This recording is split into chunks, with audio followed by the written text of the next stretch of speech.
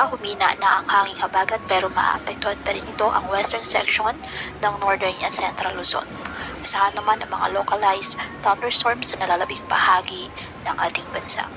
Sa kasalukuyan, wala pong binabantayan o namamataang sama ng panahon, low pressure area o bagyo sa loob po ng ating area of responsibility.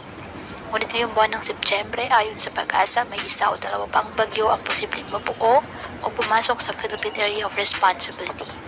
Yung mga naging galaw ng bagyong Goreng, Hana at Ineng ang posibleng kikilos ng mga susunod na bagyo.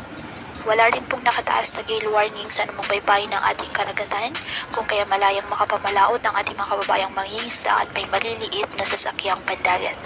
Ngayong araw, posible ang ulan sa Batanes at ilang bahagi ng Palawan, Visayas at Mindanao. Uulan din ang iba pang bahagi ng ating bansa ngayong hapon at gabi.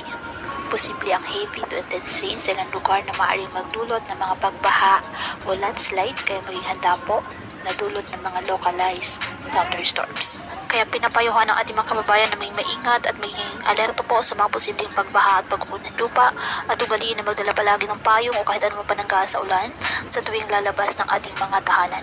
At yan